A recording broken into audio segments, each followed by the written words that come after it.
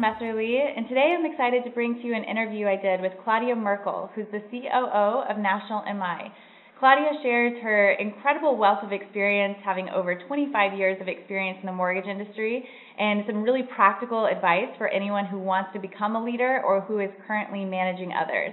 So I know you'll enjoy this interview. If you have any questions or comments or want to get involved in Mortgage Women magazine, where this interview will be featured, please email me directly at kristen@culturaloutreach.net.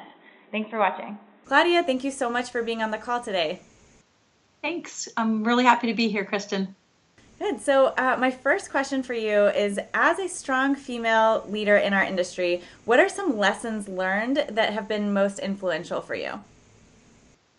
So I think I would say three key things, Kristen, of lessons learned. I mean, there's so many, but one is I've really learned along the way to prepare. So preparation is key. I think preparation and practice. I used to wing a lot. I think my lessons learned is sometimes just take a deep breath and think about what you want to say or how you want to present, and then practice it because that makes a big difference. Secondly, I would think a lesson learned for me has been find a trusted source. Find someone in the industry with either at your workplace, could be a family person, could be someone in another industry, but someone that you feel you can talk to. Big lesson learned for me is that's important. And then I think the most important lesson that I've learned is you really have to care about people's success. If you want to lead and you want to work with women, all of your employees or any people that you want to influence, you really have to care about their success. So I think caring goes hand in hand with leadership. That's great. That's super helpful and practical advice. So what do you notice any differences between the way men lead and the way women lead, and what special strengths do you think women can bring to leadership roles?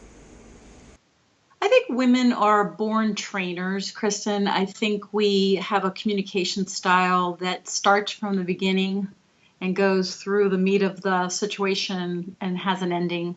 So I think that's a strength for women, is to step back and really frame out a situation really well. And that's not to say that men don't have that ability. I just think it's a strength for a woman. It's really key. Communication is key. Yeah. And so in a pretty male-dominated industry, do you think there are some, or what do you think are some of the greatest challenges that women have in aspiring toward leadership roles?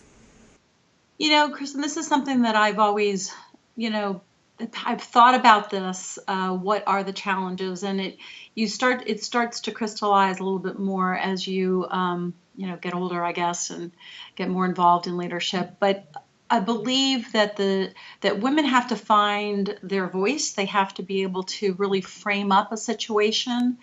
Sometimes that's as simple as I want to circle back with the group and talk about why we had this question before and what my thoughts are. Or I thought about something that we dealt with the other day, and I brought a few slides to really frame up some thinking around the subject or department or workflow. So I think framing things up is a way that we can get our voice heard. Presentations or stepping back, taking the time to think through our great communication that we have, but make sure that we're heard. That's good. So kind of following up after meetings as well with this kind of framework.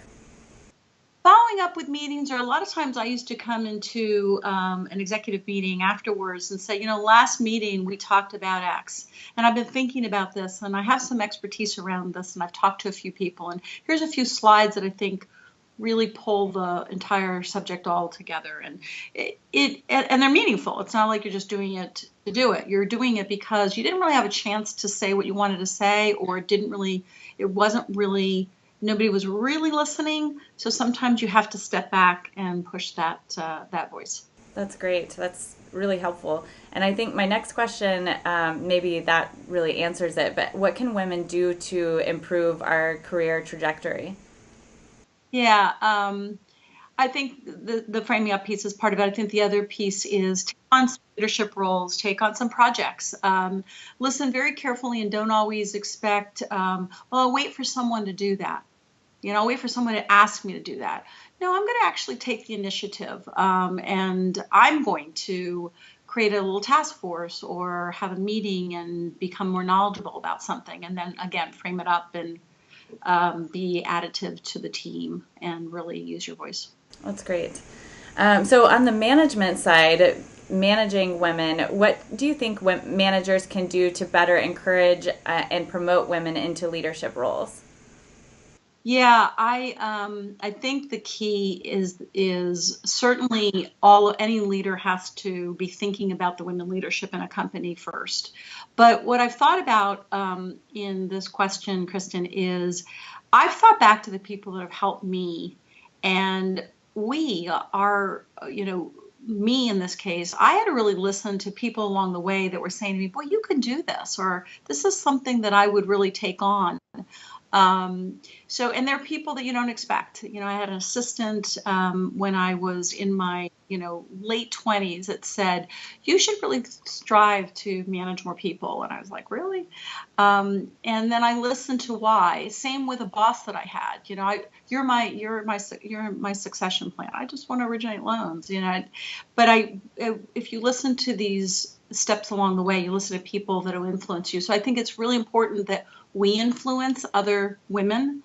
So tell them that they're doing a great job and why, and what you see them doing. I envision you that you could be we could run this company. I envision that you could be our next CFO. I envision that you could lead a big group. I think that's one, us encouraging each other. I think the other thing is the men that we work around with, I think we have to say to them, you've got to be looking for the women in the company.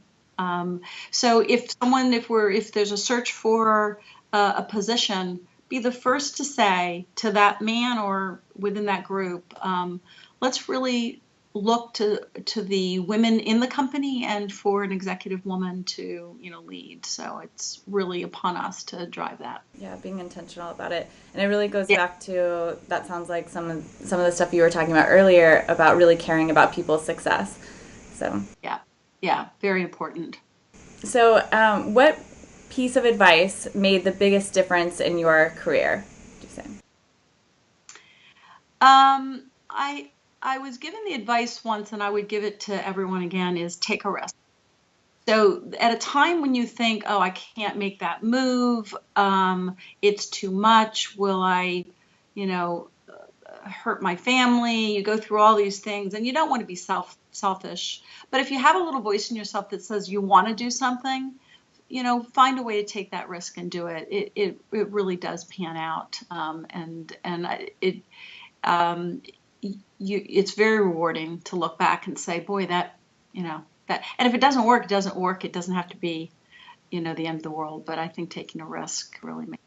I've heard a lot of people, including yourself, I think, at one point, explaining that a lot of women don't want to take that next step because it feels like we won't be able to take a breath because we're trying to balance a lot of different things in our lives. Can you describe what your process is in kind of letting go of some things, or any advice you would have around that?